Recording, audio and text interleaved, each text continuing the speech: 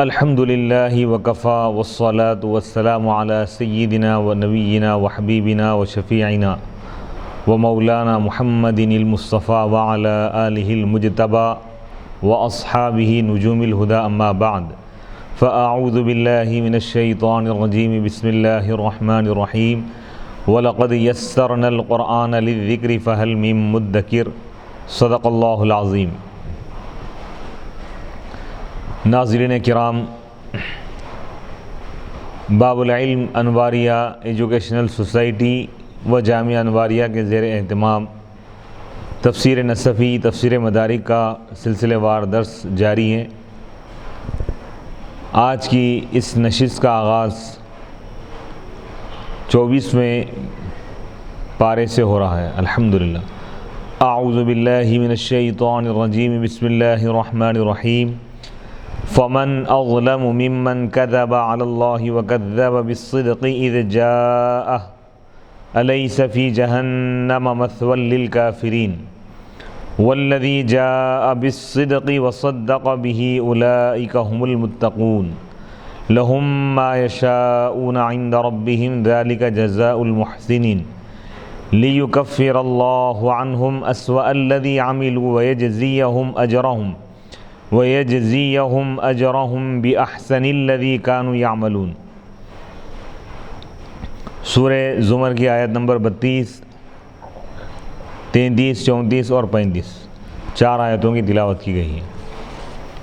فمن اظلم ممن كذب على الله وكذب بالصدق اذ جاءه،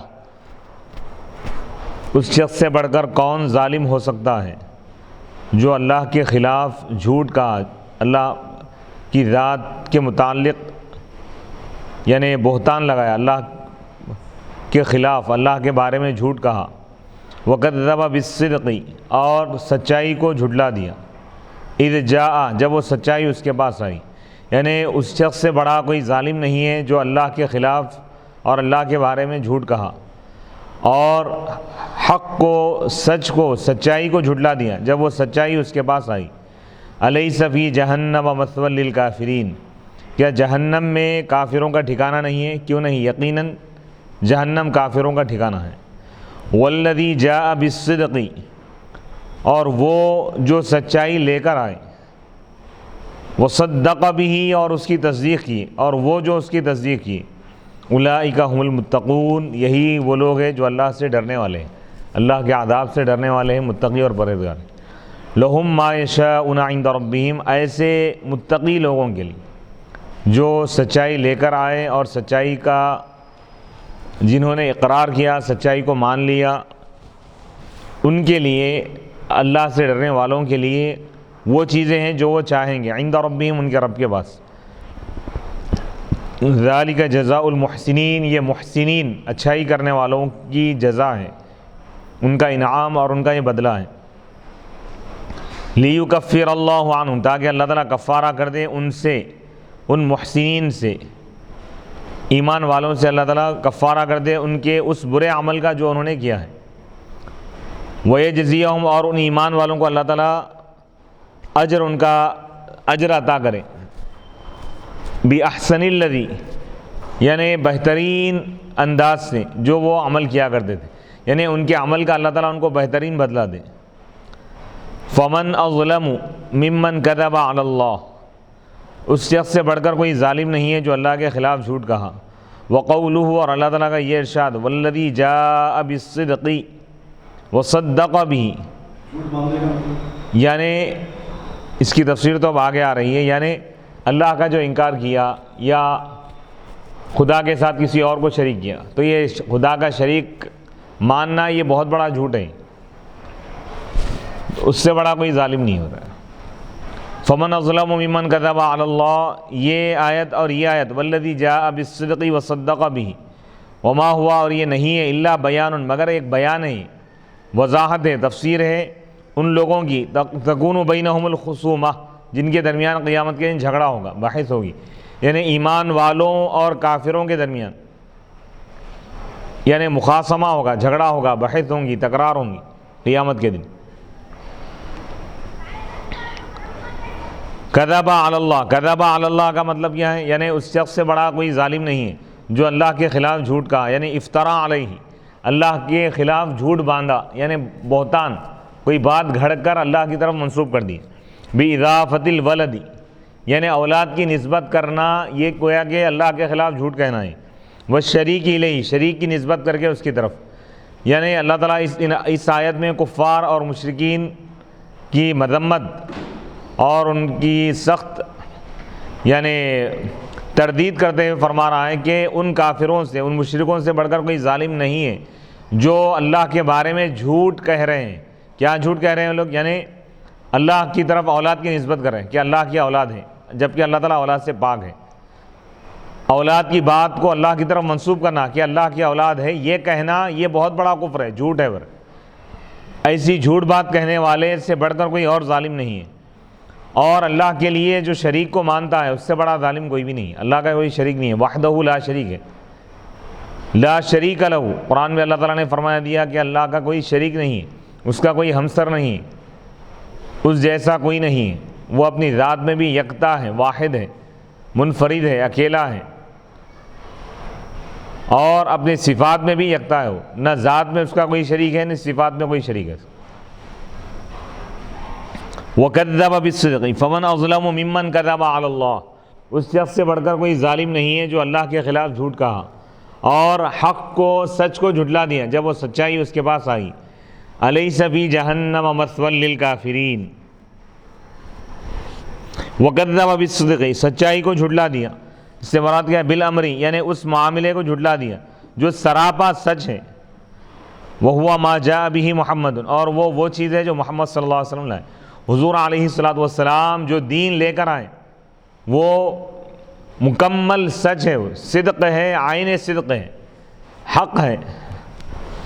اذ جاء، جب وہ دین اور وہ حق جب اس شخص کے پاس آیا تو وہ اس کو جھٹلا دیا۔ فاجأہ بالتکذیب، یعنی وہ اس کو اچانک جھٹلا دیا۔ لما سمع بہ، جب وہ اس کو سنا، دین کو سنا، من غیر وقفۃ لإعمال رؤیۃ، یعنی بغیر کسی توقف کے، سوچے بغیر، یعنی بصارت اور بصیرت کو عمل میں لائے بغیر، یعنی بصیرت یا بصارت کے ذریعے غور و فکر کیے بغیر فوراً وہ حق کا انکار کر دیا، تو اس شخص سے بڑا کوئی ظالم نہیں۔ او اہتمام بتمییز بین حق و باطل، یا حق اور باطل کے درمیان تمییز کا اہتمام کیے بغیر، یعنی حق کیا ہے باطل کیا ہے اس میں سوچے بغیر، غور و فکر کیے بغیر وہ فوراً حق کو جھٹلا دیا، تو ایسے شخص سے بڑا کوئی اور ظالم نہیں ہے جو حق کو جھٹلا دیا اور اللہ کے خلاف جھوٹ کہا۔ کما یفعل اہل النصف فیما یسمعون، جیسا کہ اہل انصاف کرتے ہیں ان چیزوں کے بارے میں جس میں وہ سنتے ہیں، جو وہ سنتے ہیں، یعنی جس شخص کے دل میں انصاف کی دولت ہوتی ہے، جس کے دل میں انصاف کی مطلب یہ عادت، جو انصاف اور یعنی عدل اور انصاف کا جو عادی ہوتا ہے، وہ شخص جب اس کے سامنے کوئی بات پیش کی جاتی ہے تو فوراً اس کو رد نہیں کرتا، اس میں غور و فکر کرتا ہے۔ لیکن ایسے کفار وہ مشرکین جو غور و فکر کیے بغیر فوراً حق کو جھٹلا دی، ان سے بڑا کوئی اور ظالم نہیں ہے، یہی سب سے بڑے ظالم ہیں۔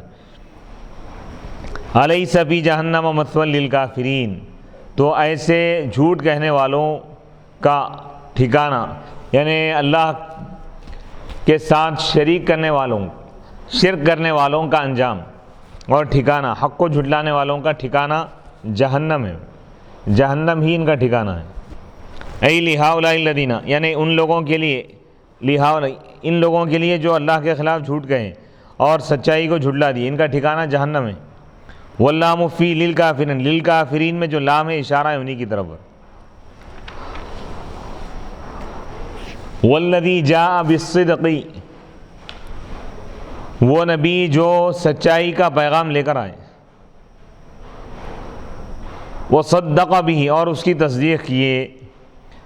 والذی جاء بالصدق سے مراد ہوا رسول اللہ، وہ اللہ کے رسول علیہ الصلوۃ والسلام، جاء بالحق، حق لے کر آئے، حضور علیہ الصلوۃ والسلام اللہ کے رسول حق لے کر آئے، یعنی دین اسلام جو حق ہے اس دین کو آپ لائے، وآمن بھی، اور اس پر ایمان لائے، واراد بھی، یعنی وصدق بھی، بلکہ حضور یعنی اس سے حضور کی ذات کو بھی اللہ تعالیٰ مراد لیا، ومن تبعہ، اور حضور کے متبعین، یعنی حضور تو حق کا پیغام لائے، وصدق بھی، اور اس کی تصدیق کیے، کون؟ حضور بھی تصدیق کیے اور حضور کے جتنے ماننے والے ہیں وہ لوگ بھی تصدیق کی، یعنی ایک ہی صیغے میں نبی اور امتی دونوں کو اللہ تعالیٰ مراد لی، جیسا کہ کما اراد بموسیٰ ایاہ وقومہ فی قولہ، جیسا کہ اللہ تعالیٰ اپنے اس قول میں، اس آیت میں موسیٰ علیہ السلام سے خود ان کی ذات بھی مراد لیا اللہ تعالیٰ اور ان کی قوم بھی مراد لیا، وَلَقَدْ آتَيْنَا مُوسَى الْكِتَابَ لَعَلَّهُمْ يَهْتَدُونَ، سورہ مؤمنون کی آیت ہے، آیت نمبر 49، اور یقیناً ہم نے موسیٰ علیہ السلام کو کتاب عطا کی، لعلہم یہتدون، تاکہ یہ لوگ ہدایت حاصل کریں، تو موسیٰ سے حضرت موسیٰ علیہ السلام بھی مراد ہے، ان کی قوم بھی مراد ہے۔ فَلِذَا قَالَ تَعَالَى، اسی وجہ سے اللہ تعالیٰ نے فرمایا اولئک هم المتقون، یہی وہ لوگ ہیں جو متقی ہیں، جمع کا صیغہ لائیں۔ وقال الزجاج، اور زجاج نے کہا، روی عن علی رضی اللہ تعالیٰ عنہ انہ قال والذی جاء بالصدق محمد رسول اللہ صلی اللہ علیہ وسلم والذی صدق به ابو بکر الصدیق رضی اللہ عنہ۔ اب یہاں اس کی تفسیر بیان کرتے ہیں، فرما رہے ہیں کہ اس آیت میں اللہ تعالیٰ دو چیزیں بیان فرمایا، والذی جاء بالصدق، وہ جو سچائی کا پیغام لائے، وصدق به، اور وہ جو اس کی تصدیق کیے، اس پیغام حق کو مان لیے۔ تو اب اس سے کون مراد ہے؟ باب العلم، امام الاولیاء، مولا کائنات حضرت سیدنا علی مرتضیٰ رضی اللہ تعالیٰ عنہ سے روایت ہے انہ قال، کہ آپ نے ارشاد فرمایا، مولا کائنات اس آیت کی تفسیر کرتے ہوئے فرما رہے ہیں والذی جاء بالصدق سے مراد وہ جو سچائی لے کر آئے، وہ محمد الرسول اللہ، محمد صلی اللہ علیہ وسلم ہے جو اللہ کے رسول ہے، حضور حق کا پیغام لائے۔ والذی جاء بالصدق سے مراد ذات مصطفیٰ ہے، اور وہ جو اس پیغام کی تصدیق کیے، اس حق کے پیغام کی، پیغام حق کو مانے، اس کی تصدیق کی، اس سے مراد کون ہے؟ حضرت سیدنا ابو بکر صدیق رضی اللہ تعالیٰ عنہ، کیونکہ سیدنا ابو بکر صدیق رضی اللہ تعالیٰ عنہ سب سے پہلے اسلام قبول کی، اس لیے یہ روایت حضرت علی رضی اللہ تعالیٰ عنہ سے مروی ہے حضرت ابو بکر صدیق رضی اللہ تعالیٰ عنہ کے متعلق، یعنی یہ جو تفسیر ہے مولا کائنات باب العلم حضرت سیدنا علی مرتضیٰ رضی اللہ تعالیٰ عنہ فرما رہے ہیں کہ والذی جاء بالصدق سے مراد حضور کی ذات ہے، وصدق به سے مراد ابو بکر صدیق رضی اللہ تعالیٰ عنہ مراد ہے۔ تو اس میں شان صدیقی بھی اس میں ظاہر ہو رہی ہے، شان مصطفیٰ بھی ظاہر ہے، شان صدیقی بھی اس میں ظاہر ہے۔ ورویہ ان الذی جاء بالصدق، اور ایک روایت میں یہ بھی آیا کہ پیغام، سچائی کا پیغام لانے والے کون ہیں؟ محمد رسول اللہ، محمد صلی اللہ علیہ وسلم ہے جو اللہ کے رسول ہے۔ والذی صدق به، اور وہ جو یعنی اس پیغام کی تصدیق کرنے والے کون ہیں؟ المؤمنون، تمام ایمان والے۔ والکل صحیح، یہ دونوں تفسیریں صحیح ہیں۔ کذا قالوا، اسی طرح انہوں نے کہا، قالوا مفسرین اور اہل لغت فرماتے ہیں والوجہ فی العربیۃ ان یکون جاء وصدق لفاعل واحد، عربی زبان میں ایک قاعدہ یہ ہے کہ جاء اور صدقہ کا فاعل ایک ہی ہونا چاہیے، یہ دونوں فعل ایک ہی فاعل کے ہوں، یعنی پیغام لانے والی بھی ہوئی ہے، تصدیق کرنے والی بھی ہوئی، لأن التغایر یستدعی، کیونکہ دونوں کو الگ الگ آپ کریں گے، یعنی پیغام لانے والے الگ ہیں، اس کو ماننے والے الگ ہیں، اگر یہ کہیں گے تو تغایر چاہتا ہے الذی کے اضمار کو، یعنی الذی یہاں پہ پوشیدہ ماننا پڑیں گے۔ والذی جاء بالصدق والذی صدق به، صدقہ سے پہلے الذی کو محذوف ماننا پڑیں گا، اور یہ جائز نہیں ہے، یا فاعل کو پوشیدہ ماننا پڑیں گا، وصدق به المؤمنون، یا وصدق به ابو بکر، او اضمار الفاعل، یا فاعل کو پوشیدہ ماننا پڑیں گا من غیر تقدم الذکر، جبکہ فاعل کا ذکر نہیں آیا اس سے پہلے. فاعل کی ضمیر اگر یہاں پر مانے، صدقہ میں ہوا ضمیر فاعل ہے، وہ کس کی طرف لوٹیں گے؟ پہلے تو کسی کا ذکر ہی نہیں ہے. وَذَا بَعِيدٌ، اور یہ چیز بعید ہے. اس لیے بعض مفسرین یہ مراد لیے کہ یہاں پر وَالَّذِي جَاءَ بِالصِّدْقِ، وہ جو سچائی کا پیغام لائے اور اس کی تصدیق کی. تو یہاں پر سچائی کا پیغام لانے والے تو حضور ہی ہے، اور تصدیق کرنے میں حضور بھی ہیں. حضور بھی تصدیق فرمائیں، اور حضور کے ساتھ حضور کی امتی بھی یہاں پر مراد ہے، ایمان والے. تمام ایمان والے اس سچائی کے پیغام، سچائی پیغام صدق، حق کے پیغام کی تصدیق کیے. لہم ما یشاءون عند ربہم، جو لوگ حق کا پیغام لائے، جو نبی اور جو امتی، جو لوگ اس پیغام کو مان لی، اس کو قبول کر لیے، دین اسلام میں داخل ہو گئے، ان کے لیے وہ چیزیں ہیں جو وہ چاہیں گے. عند ربہم، ان کے رب کے پاس، یعنی قیامت کے دن اللہ تعالیٰ جنت میں ان کو تمام نعمتیں عطا فرمائے گا. ذالک جزاء المحسنین، یہ احسان کرنے والے ایمان والوں کو اللہ تعالیٰ محسن فرمایا، یہ اچھائی کرنے والوں کی جزا ہے، یعنی ان کا بدلہ ہے. لیکفر اللہ عنہم، تاکہ اللہ تعالیٰ ان ایمان والوں سے کفارہ کر دے ان کے برے عمل کا، یعنی وہ لوگ جو برا عمل کیا اللہ تعالیٰ ان کو معاف کر دے گا. وَيَجْزِيَهُمْ، اور ان کو اللہ تعالیٰ بدلہ دے گا ان کے نیک عمل کا، بہترین انداز میں جو وہ کیا کرتے تھے، یعنی جو کچھ وہ عمل کیا اس کا بہترین سے بہترین بدلہ اللہ عطا فرمائے گا. اضافت اسوا و احسن، اسوا اور احسن یہ دو اس میں تفضیل ہے. یہ من اضافت الشیء، ایک چیز کی اضافت ہے اس کے بعض کی طرف ہے. من غیر تفضیل، تفضیل مراد نہیں ہے.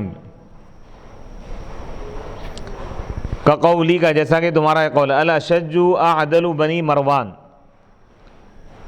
اشج بنی مروان میں زیادہ انصاف کرنے والا، یعنی اس میں تفضیل ہے، لیکن یہاں پر اس میں تفضیل کے معنی مراد نہیں ہے. یعنی اللہ تعالیٰ ان کے اسوا سے مراد زیادہ برا عمل، یہ مراد نہیں ہے. اسوا سو کے معنی میں ہے، احسن حسن کے معنی میں ہے. یعنی اللہ تعالیٰ ان کے برے اعمال کا کفارہ کر دے گا. اللہ تعالیٰ ان کے، یعنی ایمان لانے کی وجہ سے اللہ تعالیٰ ان کے برے اعمال کو اللہ تعالیٰ مٹا دے گا، معاف فرما دے گا، کفارہ کر دے گا نیکیوں کی وجہ سے. اور نیک عمل کا، ان کے نیک عمل کا اللہ تعالیٰ ان کو اجر عطا فرمائے. وَيَجْزِيَهُمْ، اور اللہ تعالیٰ ان کو جزا عطا کرے گا، صلہ عطا کرے گا. اجرہم، ان کے اجر، اللہ تعالیٰ ان کو ان کا ثواب عطا کرے گا. بِأَحْسَنِ الَّذِي كَانُوا يَعْمَلُونَ، ان کے بہترین عمل کا جو وہ کیا کرتے تھے. أَلَيْسَ اللَّهُ بِكَافٍ عَبْدَهُ، یہاں سے ایک دوسرا مضمون شروع ہو رہا. اللہ تعالیٰ فرما رہا ہے أَلَيْسَ اللَّهُ بِكَافٍ عَبْدَهُ، آیت نمبر 36 سورہ زمر کی. أَلَيْسَ اللَّهُ بِكَافٍ عَبْدَهُ، کیا اللہ کافی نہیں ہے اپنے بندے کے لیے؟ یعنی کافی ہے اللہ تعالیٰ. استفہام تقریر کے لیے ہیں، ثابت کرنے کے لیے. وَيُخَوِّفُونَكَ بِالَّذِينَ مِن دُونِهِ وَمَن يُضْلِلِ اللَّهُ فَمَا لَهُ مِنْ هَادٍ، اے رسول وہ آپ کو ڈراتے ہیں، وہ کفار اور مشرکین آپ کو ڈراتے ہیں، یعنی اللہ کے سوا بتوں سے، یعنی اللہ کو چھوڑ کر جن بتوں کی یہ لوگ پوجا کر رہے ہیں ان بتوں سے وہ آپ کو ڈرا رہے ہیں. وَمَن يُضْلِلِ اللَّهُ فَمَا لَهُ مِنْ هَادٍ، جس کو اللہ گمراہ کر دے اس کو کوئی ہدایت دینے والا نہیں ہے. وَمَن يَهْدِ اللَّهُ فَمَا لَهُ مِن مُضِلٍّ، اور جس کو اللہ تعالیٰ ہدایت دے اس کو کوئی گمراہ کرنے والا نہیں ہے. أَلَيْسَ اللَّهُ بِعَزِيزٍ ذِي انتقام، کیا اللہ تعالیٰ غالب نہیں ہے، بدلہ لینے والا نہیں ہے. یعنی اللہ تعالیٰ غالب بھی ہے، اور کافروں سے، مشرکوں سے، اللہ تعالیٰ اپنے دشمنوں سے، رسول کے دشمنوں سے بدلہ لینے والا ہے. وَلَئِن سَأَلْتَهُمْ، اگر آپ ان کافروں سے، مشرکوں سے اگر آپ پوچھیں گے کہ من خلق السماوات والارض، کیا آسمانوں اور زمین کو کس نے پیدا کیا، لَيَقُولُنَّ اللَّهُ، تو ضرور وہ کہیں گے اللہ، یعنی اللہ ہی پیدا کیا. اس کے باوجود پھر وہ اللہ کے ساتھ شریک کر رہے ہیں. اللہ تعالیٰ یہی فرما رہا ہے کہ تم یہ کہہ رہے ہو، یہ مان رہے ہو کہ آسمان اور زمین کو پیدا کرنے والا اللہ ہے، پھر تم اللہ کو چھوڑ کر بتوں کی کیوں پوجا کر رہے ہو، بتوں کو کیوں خدا مان رہے ہو. اس چیز سے تم بعد آ جاؤ. قل، اے رسول اللہ فرما دیجئے، افرأیتم ما تدعون من دون اللہ ان ارادنی اللہ بضر هل ہن کاشفات ضرہ او ارادنی برحمت هل ہن ممسکات رحمتہ قل حسبی اللہ علیہ یتوکل المتوکلون.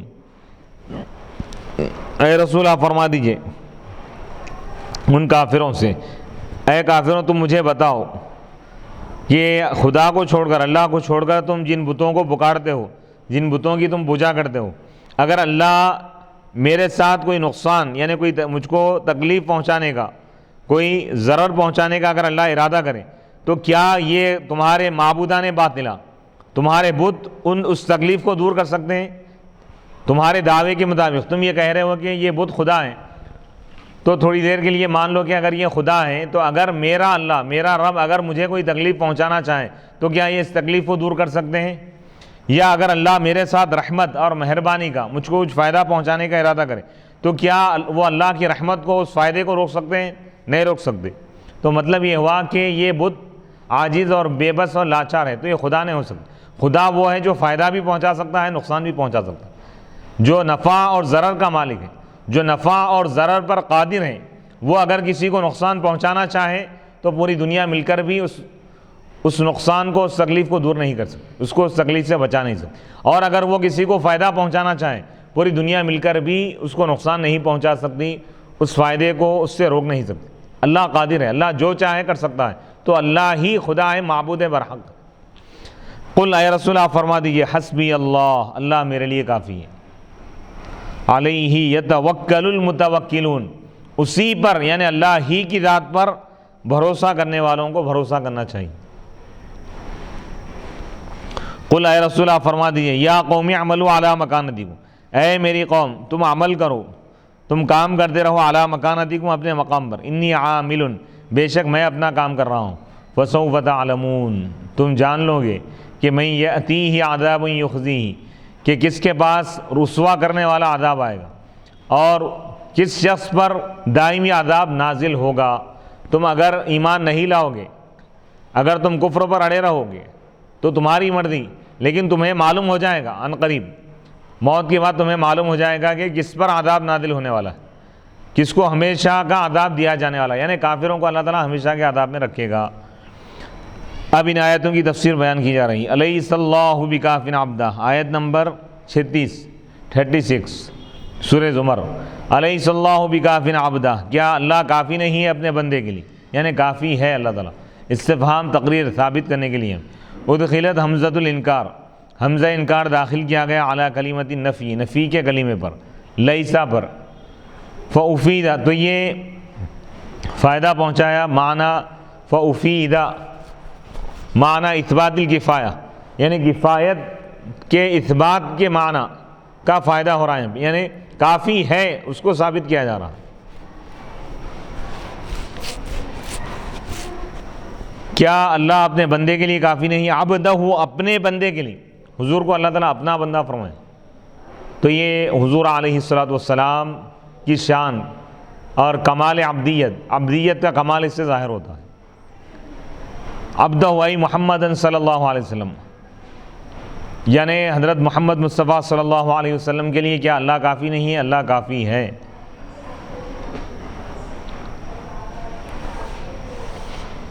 ایک روایت میں عبادہ بھی پڑھا گیا ہے، قرات میں حمزہ اور علی یہ دونوں پڑھے، کیا اللہ اپنے بندوں کے لیے کافی نہیں ہے؟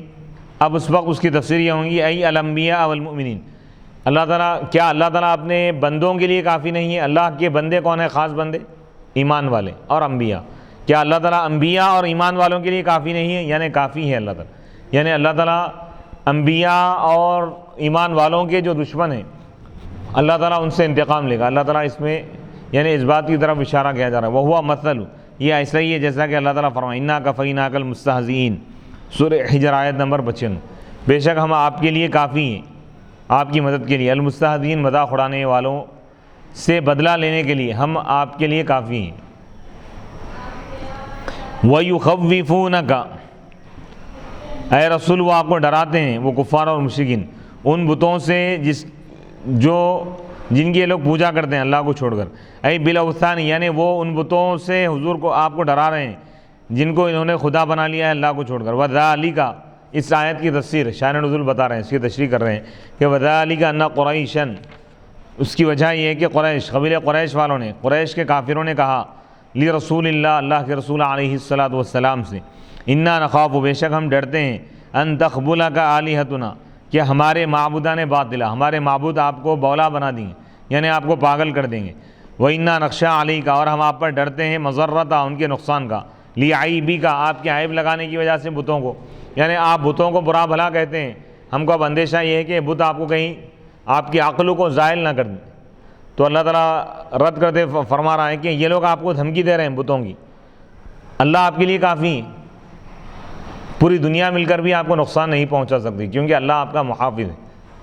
واللہ یعصمک من الناس، اللہ آپ کی حفاظت فرماتا ہے لوگوں کے شر سے، لوگوں سے۔ ومن یضلل اللہ فما لہ من ہاد، جس کو اللہ تعالیٰ گمراہ کر دے اس کو کوئی ہدایت دینے والا نہیں ہے۔ ومن یہد اللہ، اور جس کو اللہ ہدایت دے، فما لہ من مضل، تو اس کو کوئی گمراہ نہیں کر سکتا۔ الیس اللہ بعزیز، یعنی ہدایت اللہ کے ہاتھ میں ہے، توفیق دینا اللہ کے ہاتھ میں، اللہ کے اختیار کی بات ہے، وہ جسے چاہے توفیق عطا فرمائے اور جسے چاہے محروم کر دے۔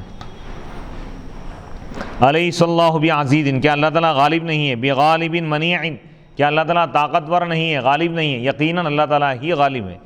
ذی انتقام، بدلہ لینے والا نہیں ہے، کیا اللہ تعالیٰ بدلہ لینے والا نہیں ہے، اللہ تعالیٰ غالب بھی ہے، اور ان کفار اور ان فجار اور ان مشرکین اور دشمنان اسلام اور دشمنان رسول سے اللہ تعالیٰ بدلہ لے گا۔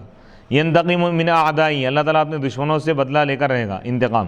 وفیہ وعید، اور اس میں وعید ہے، دھمکی ہے، لقریش، قریش کے کافروں کے لیے، ووعد للمؤمنین، اور ایمان والوں کے لیے اللہ کی طرف سے وعدہ ہے، بأنہ، کہ اللہ تعالیٰ ایمان والوں کے لیے بدلہ لے گا، منہم، کافروں سے، وینصرہم، اور اللہ تعالیٰ ایمان والوں کی مدد کرے گا، علیہم، کافروں کے خلاف۔ ثم اعلم بأنہم مع عبادتہم الاوثان مقرون بأن اللہ تعالی خلق السماوات والارض بقولہ، پھر اللہ تعالیٰ آگاہ کیا، بتا دیا کہ یہ کفار اور یہ مشرکین بتوں کی عبادت کرنے کے باوجود، بتوں کی پوجا کرنے کے باوجود اس بات کو مانتے ہیں کہ اللہ تعالیٰ ہی آسمان اور زمین کو پیدا کیا۔ اس قول کے ذریعے اللہ تعالیٰ بتا دیا، وَلَئِن سَأَلْتَهُمْ، اے حبیب اگر قسم ہے اگر آپ ان کافروں سے پوچھیں گے، مشرکوں سے، کہ من خلق السماوات والارض، کہ آسمان اور زمین کو کس نے پیدا کیا، لَيَقُولُنَّ اللَّهُ، تو ضرور وہ کہیں گے کہ اللہ ہی پیدا کیا۔ قل، اے رسول آپ فرما دیجئے، افرأیتم ما تدعون من دون اللہ ان ارادنی اللہ بفتح الیاء سوا حمزہ بضر مرض او فقر او غیر ذلك هل هن کاشفات ضره دافعات شدته عنی او ارادنی برحمة صحة او غنى او نحوهما هل هن ممسكات رحمته کاشفات ضره وممسكات رحمته کاشفات ضره وممسكات رحمته بالتنوين على الاصل بصري وفرض المسألة في نفسه دونهم لأنهم خوفوه معرة الأوثان وتخبيلها فأمر بأن يقررهم أولا بأن خالق العالم هو الله وحده ثم يقول لهم بعد التقرير فإن أرادني خالق العالم الذي أقررتم به بضر أو برحمة هل يقدرون على خلاف ذلك فلما أفحمهم قال الله تعالى قل حسبي الله كافيا لمعرة أوثانكم عليه يتوكل المتوكلون۔ وَلَئِنْ، قسم ہے اے رسول اگر آپ ان سے پوچھیں گے کہ آسمان اور زمین کو کس نے پیدا کیا، تو کفار و مشرکین ضرور کہیں گے کہ اللہ ہی آسمان اور زمین کو پیدا کیا۔ قل، اے رسول آپ فرما دیجئے، اے کفار، اے کافروں، تم مجھے بتاؤ کہ اللہ کو چھوڑ کر جن بتوں کی تم پوجا کرتے ہو، اگر اللہ میرے ساتھ یعنی کوئی آزمائش کا ارادہ کریں، مجھ کو کچھ ضرر پہنچانے کا اگر ارادہ کریں، تو کیا یہ تمہارے بت اس تکلیف کو دور کریں گے؟ یا اگر اللہ میرے ساتھ رحمت کا، بھلائی کا، خیر کا، فائدے کا، نفع کا ارادہ کریں تو کیا وہ اس کی رحمت کو روک سکتے ہیں؟ یعنی اگر اللہ نقصان پہنچانا چاہے تو کیا وہ اللہ کے نقصان کو دور کر سکتے ہیں؟ اور اگر اللہ مجھ کو فائدہ پہنچانا چاہے تو کیا وہ اللہ کے فائدے کو روک سکتے ہیں؟ اللہ جو فائدہ مجھ کو پہنچانا چاہتا ہے نہیں روک سکتے۔ ان ارادنی اللہ، اس کی تفسیر بتا، ان ارادنی اللہ، ارادنی اللہ یا کے فتحے کے ساتھ، تمام قراء یا کے فتحے کے ساتھ پڑھے سوائے حمزہ کے. بِذُرٍ مرضٍ، اللہ اگر کوئی تکلیف پہنچانے کا مجھے ارادہ کرے، مرضٍ یعنی بیماری ہے، اللہ اگر مجھے بیمار کرنا چاہیں تو کیا یہ لوگ مجھ کو شفا دے سکتے ہیں؟ نہیں دے سکتے. او فقرٍ، یا اگر اللہ تعالیٰ مجھ کو تنگ دستی میں اگر مبتلا کرنا چاہیں تو کیا یہ لوگ مجھ کو تنگ دستی سے بچا سکتے ہیں؟ نہیں. او غیر ذلک، هل ہن کاشفات ضرری، کیا وہ اللہ کی سختی اور مصیبت کو دور کر سکتے ہیں؟ اللہ اگر میرے ساتھ مصیبت کا ارادہ کرے، مجھ کو مصیبت پہنچانا چاہیں، مجھ کو مصیبت دینا چاہیں تو کیا یہ لوگ اس مصیبت کو دور کر سکتے ہیں مجھ سے؟ نہیں. او ارادنی، یا اللہ میرے ساتھ رحمت کا اگر ارادہ کرے، یعنی مجھ کو میرے ساتھ بھلائی کا ارادہ کرے، خیر کا ارادہ کرے، صحت کا، یعنی اللہ مجھ کو تندرستی اگر دینا چاہیں تو کیا یہ لوگ تندرستی کو روک سکتے ہیں؟ نہیں. او غنی، یا اللہ تعالیٰ مجھ کو دولت دینا چاہیں تو کیا یہ لوگ اللہ کے اس ارادے کو روک سکتے ہیں؟ نہیں روک سکتے. او نحوہما، اس جیسی چیزیں. هل ہن ممسکات رحمتی، کیا یہ بت اللہ کی رحمت کو روک سکتے ہیں؟ اچھا اب اس پہ ایک تفسیر بتا رہے ہیں. کاشفات ضری ممسکات رحمتی ہی ہے قرآن میں، لیکن ایک جو قاری ہے بصری، کاشفات ضرہ ممسکات رحمتہ، تنوین کے ساتھ پڑھیں، کاشفات ممسکات. اچھا یہ جو مسئلے کو فرض مانا گیا ہے حضور کے بارے میں نہ کہ کفار کے بارے میں، یعنی کفار کیونکہ حضور علیہ الصلوۃ کو خوف دلائے تھے، ڈرائے تھے لوگ، یہ کہنے لگے تھے کہ آپ بتوں کو برا بھلا کہہ رہے ہیں تو یہ بت آپ کو نقصان پہنچائیں گے، ہمیں اس بات کا خطرہ ہے، ہم خوف محسوس کر رہے ہیں کہ کہیں یہ آپ کی عقلوں کو زائل نہ کر دیں. تو اللہ تعالیٰ ان سے یعنی حضور علیہ الصلوۃ کو حکم دے رہا ہے کہ آپ ان سے پوچھئے کہ آسمان اور زمین کو کس نے پیدا کیا؟ تو یہ کفار کہیں گے کہ اللہ ہی پیدا کیا. جب اللہ آسمان اور زمین کا پیدا کرنے والا، اتنی طاقت اور قدرت والا ہے، اگر وہ میرے ساتھ کوئی اگر مجھے مصیبت پہنچانا چاہیں تو کیا یہ لوگ مصیبت کو دور کر سکتے ہیں؟ یہ بت نہیں کر سکتے. اور اگر وہ مجھ کو فائدہ پہنچانا چاہیں تو کیا یہ اس فائدے کو روک سکتے ہیں؟ نہیں روک سکتے، کیونکہ یہ لوگ حضور کو خوف دلائے تھے. اس لیے حضور کے متعلق اللہ تعالیٰ یہ فرما رہا ہے کہ اے رسول آپ فرما دیجئے اگر اللہ میرے ساتھ مصیبت کا اگر ارادہ کرے تو کیا یہ لوگ مصیبت کو دور کر سکتے ہیں؟ یا اگر اللہ میرے ساتھ رحمت کا ارادہ کرے تو کیا یہ لوگ اس رحمت کو روک سکتے ہیں؟ نہیں روک سکتے. یعنی یہ خدا کی قدرت کو بتانے کے لیے یہ بات تو عام ہے کہ اللہ تعالیٰ کسی کے ساتھ بھی اگر بھلائی کا ارادہ کرے تو اس فائدے کو کوئی روک نہیں سکتا. اللہ جو چاہتا ہے اس کو کوئی روک نہیں سکتا. اللہ اگر کسی کو فائدہ پہنچانا چاہے تو پوری دنیا مل کر بھی اس کو نقصان نہیں پہنچا سکتی، اور اگر اللہ کسی کو نقصان پہنچانا چاہے، مصیبت دینا چاہے تو پوری دنیا مل کر بھی اس مصیبت کو ٹال نہیں سکتی، روک نہیں سکتی. اب یہ حضور کے متعلق کیوں کہا گیا ہے؟ کیونکہ یہ لوگ حضور کو دھمکی دیے تھے، حضور کو ڈرائے تھے بتوں سے کہ یہ بت آپ کو نقصان پہنچائیں گے. تو حضور کے متعلق اس مسئلے کو فرض کر لیا گیا، مان لیا گیا تھوڑی دیر کے لیے مان لو کہ اگر اللہ میرے ساتھ، اے رسول اللہ فرما دیجئے کہ اگر اللہ میرے ساتھ، اللہ مجھ کو مصیبت دینا چاہے تو اے کافروں کیا تمہارے بت اس مصیبت کو دور کر سکتے ہیں؟ اور اگر اللہ مجھ کو فائدہ پہنچانا چاہے تو کیا تمہارے بت یعنی اس فائدے کو روک سکتے ہیں؟ نہیں روک سکتے. بے بس اور عاجز ہے، لاچار ہیں، کیونکہ یہ کفار حضور کو ڈرائے تھے مارۃ الاوثان، بتوں کے نقصان سے، کہ بت نقصان پہنچائیں گے.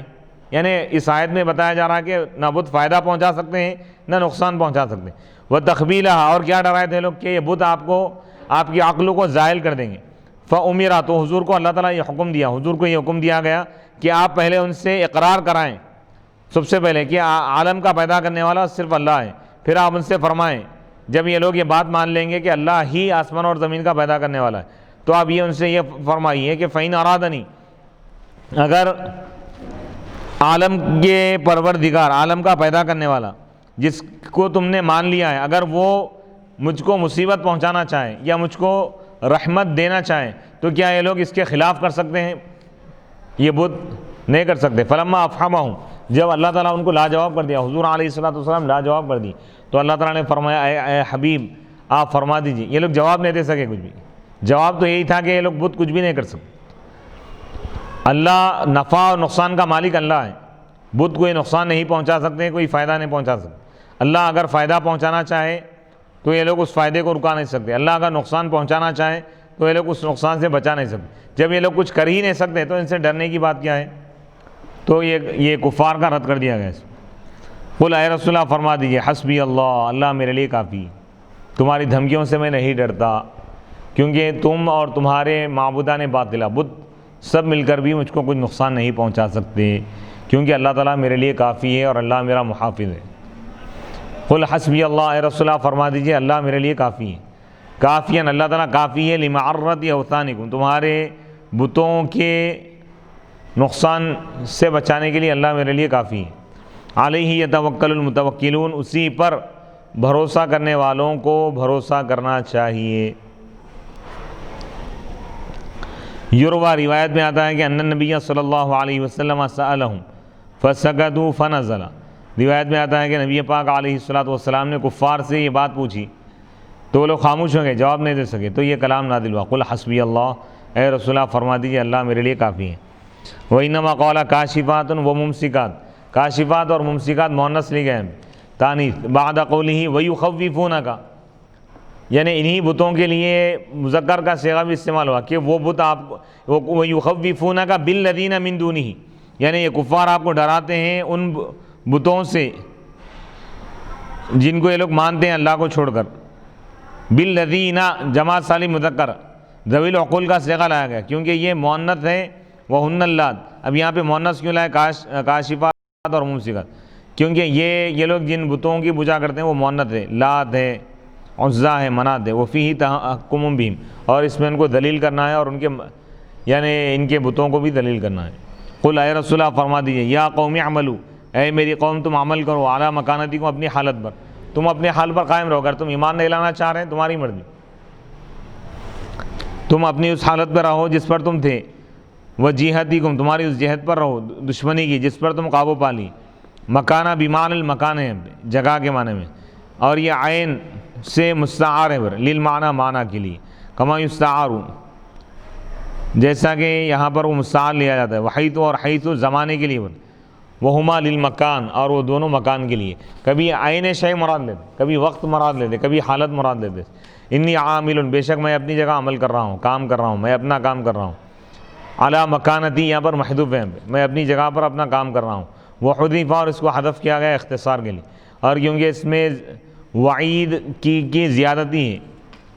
والاذان، اور آگاہ کرنا ہے اس بات سے کہ بأن حالت ہو کہ حضور علیہ الصلوۃ کی حالت، کیفیت ہر دن بڑھتی ہے طاقت کے اعتبار سے، کیونکہ اللہ تعالیٰ آپ کا ناصر اور حامی اور مؤید ہے، مددگار ہے. اللہ تعالیٰ، کیا تم نہیں دیکھتے اللہ تعالیٰ کے اس قول کو؟ فسوف تعلمون، اے کافروں تم جان لو گے کہ کس کے پاس رسوا کرنے والا عذاب آئے گا اور کس شخص پر دائمی عذاب نازل ہوگا. کیف توعدہم، کہ اللہ تعالیٰ ان کو کیسے دھمکی دیا ہے. بکونہ، کہ حضور علیہ الصلوۃ کی مدد کی جائے گی علیہم، ان کافروں کے خلاف، اور حضور ان پر غالب آئیں گے دنیا میں بھی اور آخرت میں. اور اللہ تعالیٰ اس وعدے کو برا فرمائے. دنیا میں اللہ تعالیٰ نبی کو فتح عطا فرمایا، مکہ فتح ہوا، اور آخرت میں بھی حضور علیہ الصلوۃ ہی کا غلبہ ہوگا اور آپ کے چاہنے والوں کا، ایمان والوں کا غلبہ ہوگا. لأنہم اذا اتاہم الخزی والعذاب، کیونکہ جب کافروں کے پاس رسوائی اور عذاب آ جائے گا، کافروں کے پاس عذاب اور رسوائی کا آنا ہی یہ حضور کے غلبے کی دلیل اور نشانی ہے، اور حضور کا غلبہ اس حیثیت سے کہ غلبہ حضور کے لیے مکمل ہو گیا. بعز عزیز، اللہ کے یعنی غلبہ دینے کی وجہ سے، غالب کرنے کی وجہ سے. بعز عزیز من اولیائہ، یعنی حضور کے دوستوں کے غالب آنے کی وجہ سے. وبذل ذلیل من اعدائہ، حضور کے دشمنوں کے ذلیل ہونے کی وجہ سے. یخزیہ، یہ کیا ہے؟ صفت ہے عذاب کی، یعنی کس پر فسوف تعلمون، تم جان لو گے کس پر ایسا عذاب نازل ہوگا جو اس کو رسوا کرے گا، اور ایسا عذاب نازل ہوگا جو اس پر ہمیشہ قائم و دائم رہے گا، یعنی کافروں پر عذاب نازل ہوگا. ای عذاب مخزن لہو، یعنی اس پر ایسا عذاب آئے گا اس کے بعد جو اس کو رسوا کرے گا، اور وہ جنگ بدر کا دن ہے. وہ عذاب دائم، اور دائمی عذاب کیا ہے؟ وہ عذاب النار، اور وہ جہنم کا عذاب ہے.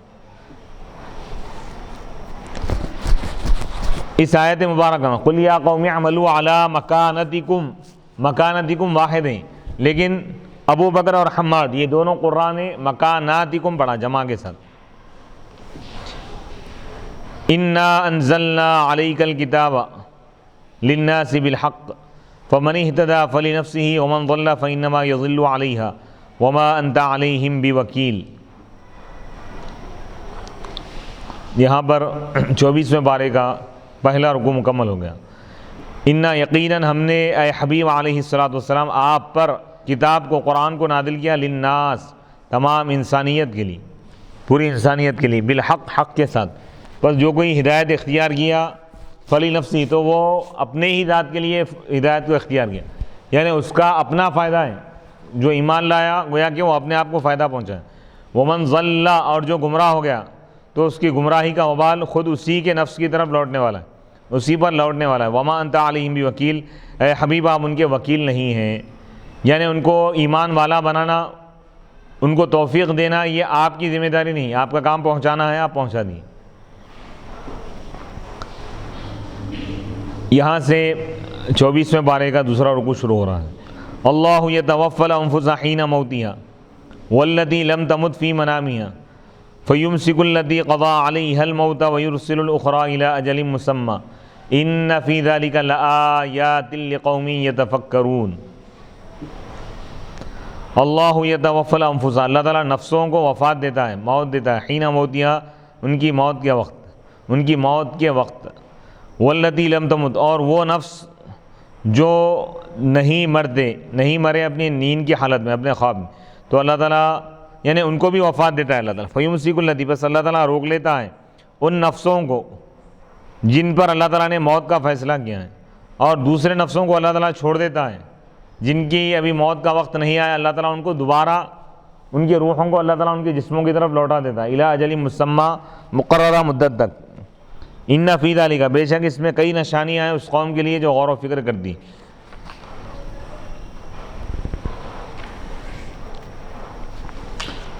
انا انزلنا علیک الکتاب، بے شک ہم نے آپ پر کتاب کو نازل کیا، یعنی قرآن کو، للناس، لوگوں کے فائدے کے لیے۔ لام یہاں پر استعمال کیا گیا، لام انتفاع، فائدے کے لیے نے۔ قرآن کا نزول پوری انسانیت کے لیے ایک رحمت ہے، ہدایت ہے، نصیحت ہے، شفا ہے۔ جیسا اللہ تعالیٰ قرآن پاک میں فرمایا، یا ایھا الناس قد جاءتکم موعظۃ من ربکم وشفاء لما فی الصدور وہدی ورحمۃ للمؤمنین۔ یا ایھا الناس، اے لوگوں، قد جاءتکم، یقیناً تمہارے پاس آ چکی ہے، موعظۃ، موعظت، نصیحت۔ یا ایھا الناس قد جاءتکم موعظۃ من ربکم، تمہارے رب کی جانب سے، وشفاء لما فی الصدور، اور شفا آ چکی ہے ان بیماریوں سے جو تمہارے دلوں میں ہیں، وشفاء لما فی الصدور وہدی ورحمۃ للمؤمنین، اور ہدایت تمہارے پاس آ چکی ہے، یعنی قرآن، اور قرآن رحمت ہے ایمان والوں کے لیے۔ تو 4 صفات اللہ تعالیٰ قرآن کے بیان فرمائے۔ قرآن موعظت، نصیحت ہے، اور قرآن شفا ہے، قرآن ہدایت ہے، قرآن رحمت ہے۔ تو اس آیت میں بھی اللہ تعالیٰ اسی کی طرف اشارہ فرمائے کہ للناس، لوگوں کے فائدے کے لیے اللہ تعالیٰ نازل فرمائے۔ لوگ قرآن اگر پڑھیں گے تو ان کو فائدہ ہوگا، ظاہری فائدہ بھی ہوگا، باطنی فائدہ بھی ہوگا، جسمانی فائدہ بھی ہوگا، روحانی فائدہ بھی ہوگا۔ اس پر عمل کریں گے تو ان کی دنیا بھی سنور جائے گی، آخرت بھی سنور جائے گی، وہ کامیاب ہو جائیں گے، خدا کا قرب حاصل ہوگا۔ لِأَجْلِهِمْ، لوگوں کے خاطر، لوگوں کے لیے، لِأَجْلِ حَاجَتِهِمْ إِلَيْهِ، کیونکہ لوگ محتاج ہے قرآن کے،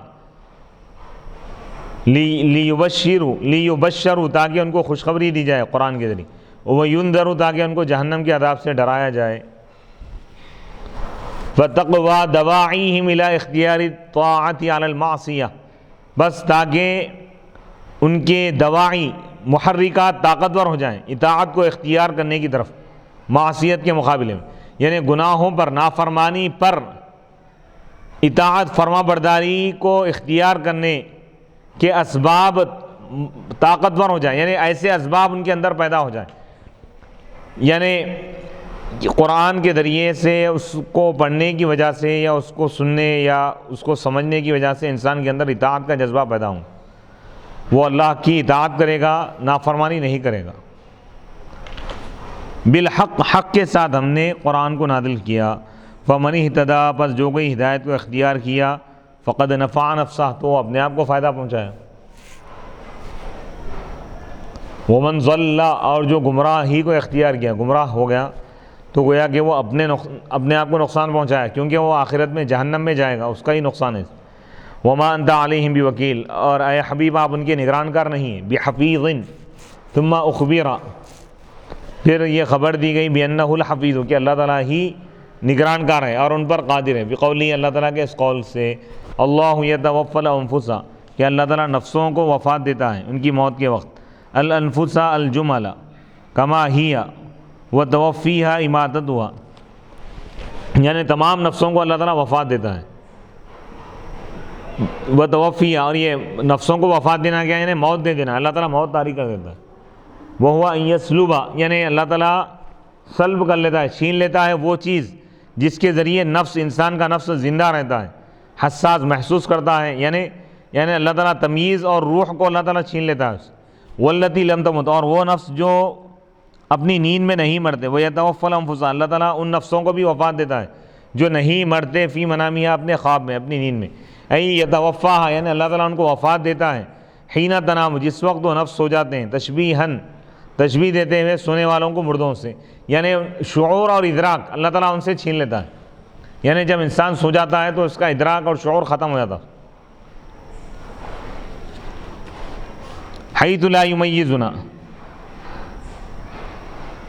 کہ وہ تمییز نہیں کرتے، اور وہ یعنی اچھے برے میں تمییز نہیں کر سکتے وہ لوگ نیند کی حالت میں، ولا یتصرفون، اور وہ تصرف نہیں کر سکتے، کما ان الموتى، جیسا کہ مردے بھی اسی طرح ہوتے ہیں، اور اسی سے اللہ تعالیٰ کا یہ قول ہے۔ تو نفس کی دو قسمیں بتا رہے ہیں، نفس حیات ہے، ایک نفس تمییز ہے۔ تو نیند کی حالت میں انسان کے نفس تمییز کو اللہ تعالیٰ اٹھا لیتا، نفس حیات باقی رہتا ہے، یعنی زندگی کا جو نفس ہے، جو روح ہے، وہ تو باقی رہتی ہے، لیکن نفس تمییز جس کے ذریعے سے انسان اچھے اور برے میں تمییز کرتا ہے، وہ نفس اٹھا لیا جاتا، وہ روح اٹھا لی جاتی۔ اور نفس حیات یعنی اللہ تعالیٰ روح جب قبض کر لیتا ہے تو یہ نفس حیات کو اللہ تعالیٰ چھین لیتا ہے، اور اسی میں سے اللہ تعالیٰ کا یہ قول ہے، وَهُوَ الَّذِي يَتَوَفَّاكُم بِاللَّيْلِ، اور اللہ وہی ہے جو تم کو وفات دیتا ہے رات میں، فَيُمْسِكُ الْأَنفُسَ، بس اللہ تعالیٰ روک لیتا ہے ان نفسوں کو جن کے بارے میں اللہ تعالیٰ موت کا فیصلہ فرما چکا ہے۔ قضا، حمزہ اور علی قضا پڑھیں، بعض قراء قضیہ بھی پڑھیں۔ الحقیقی، یعنی اللہ تعالیٰ ان نفسوں کو روک لیتا ہے جن پر اللہ تعالیٰ نے حقیقی موت کا فیصلہ فرمایا، یعنی اللہ تعالیٰ ان نفسوں کو نہیں لوٹاتا،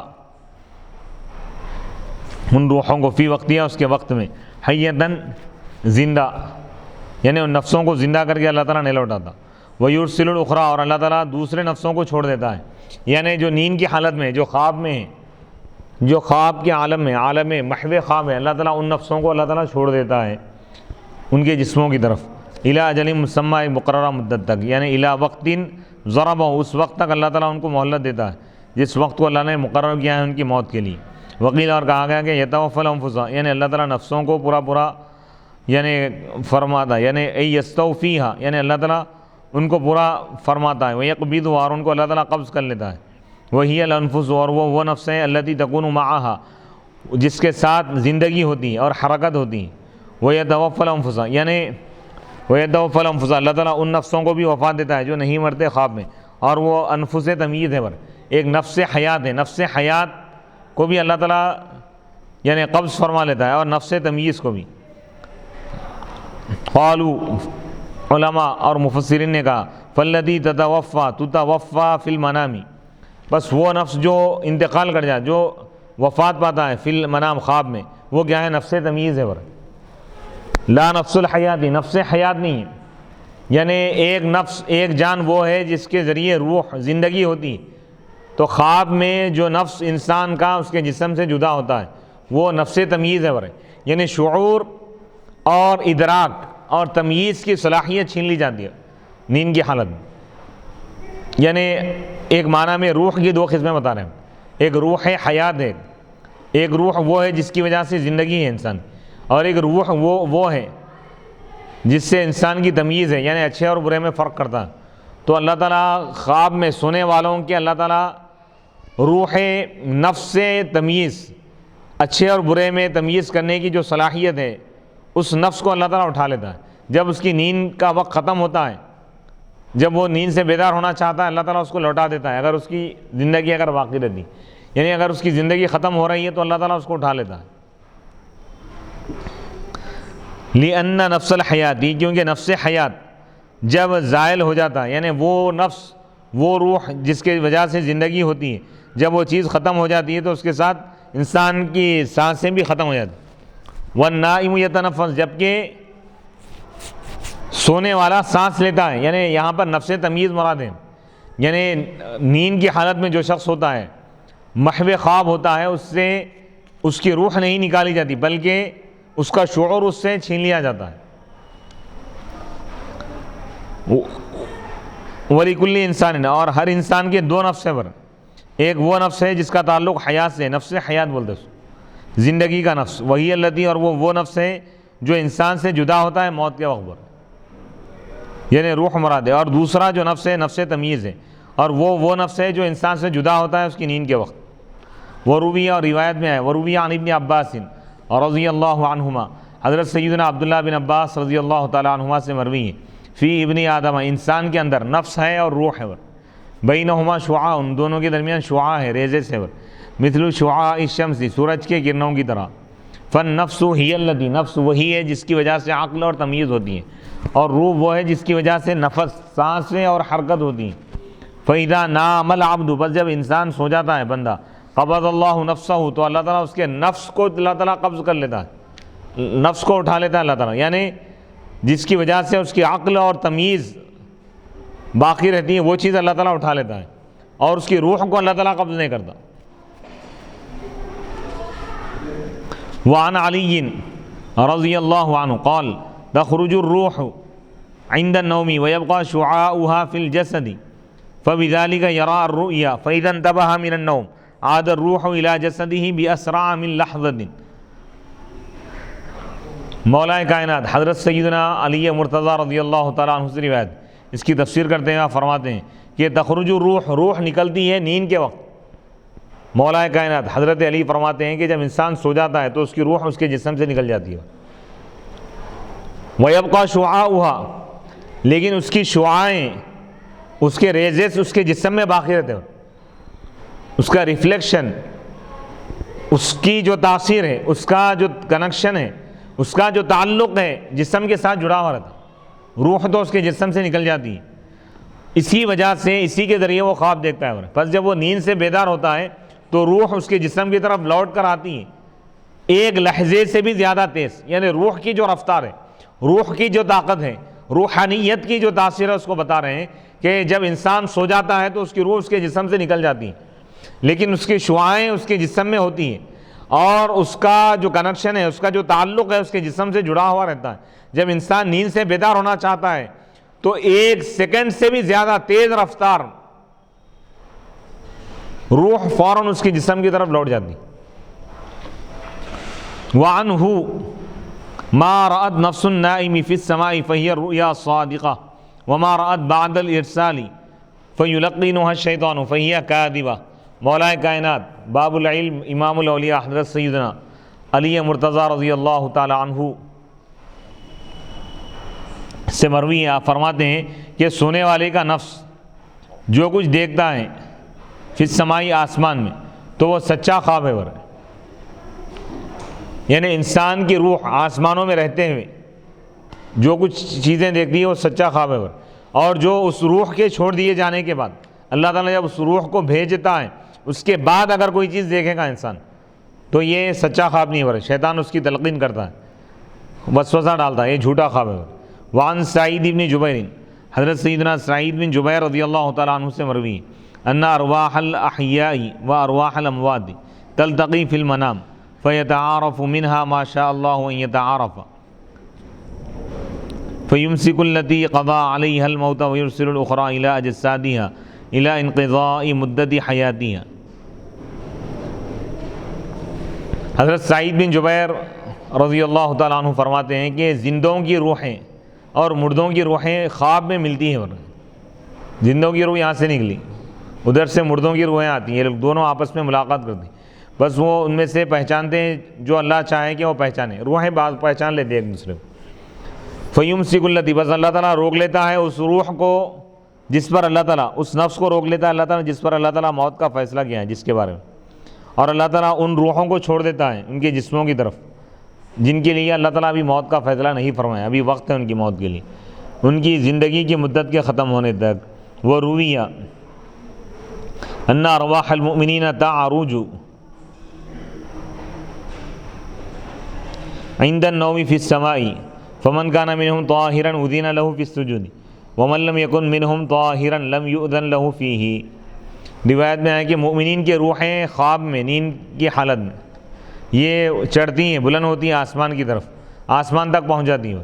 بس جو ان میں سے پاک ہو، جو ایمان والا پاک ہو، پاکی کی حالت میں اگر ہو تو اس کو سجدے کی اجازت دی جاتی ہے. یعنی مومن کی روح آسمانوں پر جا کر خدا کو سجدہ کرتی ہے، اور جو ان میں سے پاک نہ ہو تو اس کو سجدے کی اجازت نہیں ملتی. فی اس میں، ان فی ذالک، بے شک اس میں، یعنی ان فی توفی الانفس، فی توفی الانفس یعنی نفسوں کو وفات دینے میں، مائتتن یعنی اس حال میں کہ وہ مری ہوئی ہے روحیں، وہ نائمتن اس حال میں کہ لوگ سوئے ہوئے، ان دونوں حالتوں میں وفات دینے میں اور ان کو روکنے میں، روحوں کو روک لینے میں اور روحوں کو ایک مقررہ مدت کے لیے چھوڑنے میں، یہ کئی نشانیاں ہیں اللہ تعالیٰ کی قدرت پر جو دلالت کرتی ہے، اللہ کے علم پر، اللہ کی حکمت پر، اللہ کی شان پر. لقوم، اس قوم کے لیے جو غور و فکر کرتی ہیں. یجیلون فیہ افکارہم، جو اپنے فکروں کو گھماتے ہیں، جو اپنی فکروں کو گردش میں لاتے ہیں، اپنی فکروں کو یعنی اس سے کام لیتے ہیں، غور و فکر کرتے ہیں. وَيَعْتَبِرُونَ اور عبرت حاصل کرتے ہیں. ان کے لیے اللہ کی قدرت کی نشانیاں ہیں اس میں. تو اس آیت میں اللہ تعالیٰ اپنی قدرت کے نظام کو اللہ تعالیٰ بیان فرمائے کہ روحوں کو قبض کرنے والا اللہ ہی ہے، روحوں کو نکالنے والا، زندگی دینے والا اللہ ہی ہے، موت دینے والا اللہ ہی ہے. ام اتخذوا من دون اللہ شفعاء قل اولو كانوا لا يملكون شيئا ولا يعقلون قل للہ الشفاعة جميعا له ملک السماوات والارض ثم الیہ ترجعون. وَإِذَا ذُكِرَ اللَّهُ وَحْدَهُ اشْمَأَزَّتْ قُلُوبُ الَّذِينَ لَا يُؤْمِنُونَ بِالْآخِرَةِ وَإِذَا ذُكِرَ الَّذِينَ مِن دُونِهِ إِذَا هُمْ يَسْتَبْشِرُونَ. تب یہاں سے کفار کا اللہ تعالیٰ رد کرتے ہوئے فرما رہا ہے اتخذوا، کیا یہ لوگ بنا لیے خدا کو چھوڑ کر شفعاء، شفاعت کرنے والے. قل اے رسول اللہ فرما دیجئے، کیا یہ لوگ، یہ بت کسی چیز کے مالک ہوں گے؟ ولا قل اولو کانوا، کیا یہ چیزیں جو کسی چیز کے مالک نہیں ہیں اور عقل بھی نہیں رکھتی، کیا یہ چیزیں تمہاری سفارش کریں گے یہ بت؟ اے رسول اللہ فرما دیجئے للہ الشفاعۃ جمیعا، شفاعت، کل شفاعت اللہ ہی کے لیے. اللہ شفاعت کا مالک ہے، اللہ جسے چاہے اختیار دے گا. تم جسے چاہے اس کو اختیار ملنا ضروری نہیں ہے. اللہ تعالیٰ اپنے اولیاء کو اختیار دے گا، اللہ اپنے انبیاء کو اختیار دے گا. بتوں کو شفاعت کا اختیار نہیں دیا جائے، بت شفاعت نہیں کریں گے. قل للہ الشفاعۃ جمیعا، آپ فرما دیجیے تمام شفاعت کا حق اللہ کے لیے، اس کا مالک اللہ ہے.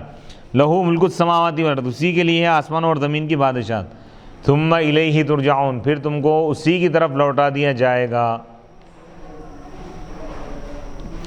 وَإِذَا ذُكِرَ اللَّهُ وَحْدَهُ، اور جب تنہا اللہ کا ذکر کیا جاتا ہے، اللہ کی وحدانیت، اللہ کی ربوبیت، اللہ کی شان صمدیت کو بیان کیا جاتا ہے تو ان لوگوں کے دل سکڑ جاتے ہیں جو آخرت پر ایمان نہیں لاتے. وَإِذَا ذُكِرَ الَّذِينَ مِن دُونِهِ، اور جب اللہ کو چھوڑ کر بتوں کا ذکر کیا جاتا ہے تو یہ خوش ہو جاتے ہیں. یعنی اللہ کے ذکر سے چڑنا یہ کفار کی نشانی ہے، اور اللہ کے ذکر سے خوش ہونا یہ ایمان والوں کی نشانی ہے. ام اتخذوا، بل اتخذ قریش، بلکہ قبیل قریش کے کفار نے خدا کو چھوڑ کر بتوں کو اختیار کر لیا ہے اور یہ سمجھ رہے ہیں کہ وہ شفاعت کریں گے. حمزہ اس انکار کے لیے. من دون اللہ، من دون اذنہ، اللہ کی اجازت کے بغیر. شفعاء حین قالوا، جس وقت کہ انہوں نے کہا ہؤلاء شفعاؤنا عند اللہ، کیا کہے تھے وہ لوگ کہ یہ جو بت ہیں، سورہ یونس کی آیت نمبر 18، کہ یہ بت ہماری شفاعت کرنے والے اللہ کے پاس. کافروں کا یہ قول ہے. اللہ فرما رہا ہے کہ یہ لوگ شفاعت نہیں کریں گے. ولا یشفع احد عنده، اللہ کے پاس کوئی شفاعت نہیں کرے گا مگر اللہ کے حکم سے، اللہ کی اجازت. اللہ تعالیٰ بتوں کو اجازت نہیں دیا. انبیاء کو اجازت دیا وہ بھی ایمان والوں کی شفاعت کرنے کی، کافروں کی تو کوئی شفاعت نہیں کرے۔ قل اولو کانوا لا یملکون شیئا ولا یعقلون، معنی اس کے معنی یہ ہے کہ ایشفعون، کیا یہ بت شفاعت کریں گے اگرچہ کہ وہ کسی چیز کے مالک نہیں ہیں، ولا عقل لہم، اور ان کو عقل بھی نہیں ہے۔ قل للہ الشفاعۃ جمیعا، اے رسول اللہ فرما دیجیے شفاعت تمام کی تمام اللہ کے لیے، اللہ ہی اس کا مالک ہے، مالک شفاعت اللہ ہے۔ اب اللہ کا اختیار ہے جس سے چاہے شفاعت کا حق عطا کر، ای ہوا مالکھا، یعنی شفاعت کا مالک اللہ ہے۔ بولے فلا یستطیع احد شفاعتا الا باذنہ، اللہ کی اجازت کے بغیر کوئی شفاعت نہیں کر سکتا۔ وانتصب جمیعا کو جو نصب ہے حال کی بنا پر، قل للہ الشفاعۃ جمیعا، للہ الشفاعۃ لأنہ لہ ملک السماوات والارض، اللہ ہی کے لیے آسمان اور زمین کی بادشاہت، تقریر لقولی، اللہ تعالیٰ کے اس قول کو ثابت کرنا ہے۔ بولے للہ الشفاعۃ جمیعا، اللہ ہی کے لیے شفاعت ہے، بولے نا بھائی اللہ ہی کی ملکیت ہے شفاعت۔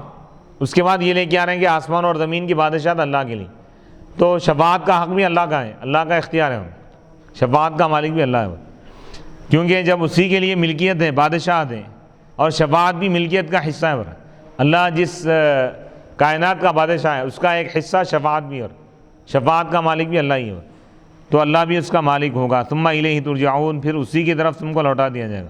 یہ متصل ہے اس سے یلی ہی معنی ہو جس کے ساتھ اس کے معنی ملے ہوئے پر، لہو ملک السماوات والارض، اللہ ہی کے لیے آسمان اور زمین کی بادشاہت ہے، پھر تم کو اسی کی طرف لوٹا دیا جائے گا قیامت کے دن۔ فلا یکون الملک، تو اس دن بادشاہت نہیں ہوں گی مگر اللہ ہی کے لیے، فلا بس اس کے لیے دنیا اور آخرت کی بادشاہت ہے۔ وصلی اللہ تعالی علی خیر خلقہ سیدنا محمد و آلہ و اصحابہ اجمعین والحمد للہ رب العالمین۔